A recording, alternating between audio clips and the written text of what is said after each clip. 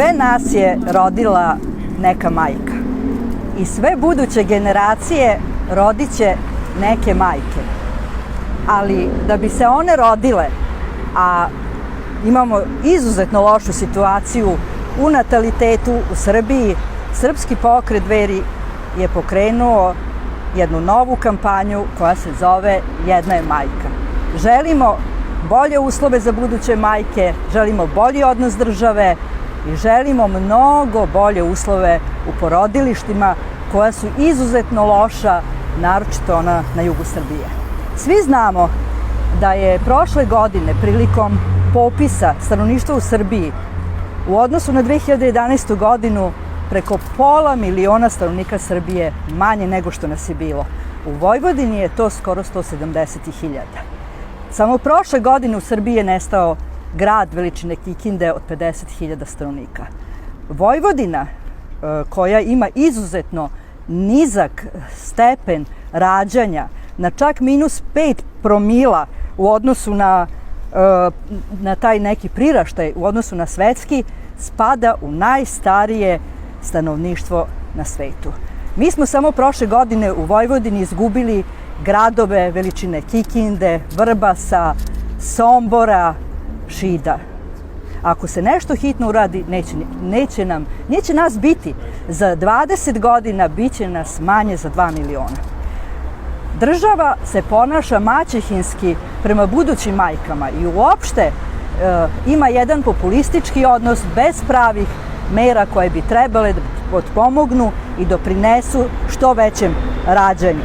Mi dobijamo izuzetno loš odziv u smislu toga kako majke reaguju i šta pričaju, kakav je odnos države prema majkama. Izuzetno se žale na loš tretman u porodilištima, na akušersko nasilje, na nehigijenske uslove, a od samog začeća deteta od mlade porodice i majke se susreću sa izuzetno velikim troškovima. Danas većina lekara preporučuje taj prenatalni test, na primjer, koji košta između 500 i 1000 evra, pa mnoge porodice dižu kredite da bi to mogle da otplati, jer kako sutra kad kažete jednoj mladoj majci da je to dobro da ona uradi da bi proverila da li je plod zdrav, kako da ona to ne uradi. A kad smo ih pitali kako vodite trudnoću, većina je onako stidljivo rekla, pa znate šta, većina nas ipak ide privatno. Zašto? Pa ide brže, bolja je usluga i možemo da obezbedimo lekara koji će biti na porođaju. Znači, korupcija je legalizovana. S druge strane, imamo veoma veliki problem sa sterilitetom. Država plaća samo 2 pokušaja i tu bi trebalo zaista puno da se poradi, da se svima omogući da postanu roditelji, a svega 12% majki doji u odnosu na ono kako je Međunarodna zdravstvena organizacija to predvidela.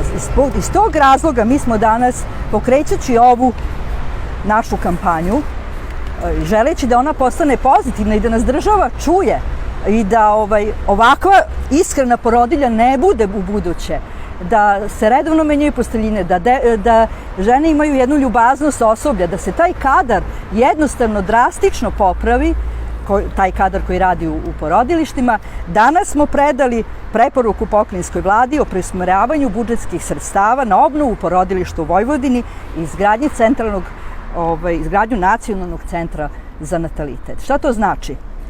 Znači da se na osnovu člana 58 Zakona o utvrđivanju nadležnosti Autonomne pokrajine Vojvodine deo budžeta iz pokrajinskog budžeta preusmeri na pokrajinski sekretarijat za socijalnu politiku, demografiju i ravnopravnost polova sa ciljem obnove porodilišta u Vojvodini i za izgradnju nacionalnog centra za natalitet. Takođe da pokrajinska vlada uputi zahtev Vladi Srbije da se deo sredstava, odnosno ona planirana se sredstva od 850 miliona dinara za nacionalni fudbalski stadion i za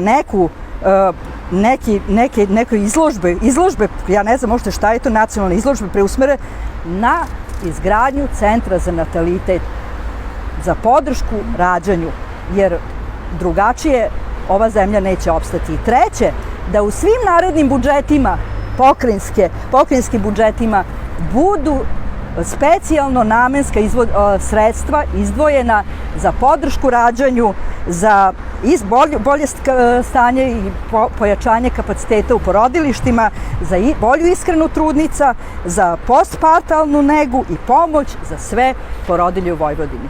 I nadamo se da će vlast konačno shvatiti ne crveni alarm, ovo je kraj srpskog naroda, kraj uopšte srpske države, kraj svih nas ovde ako se pod hitno nešto na tom planu ne uradi.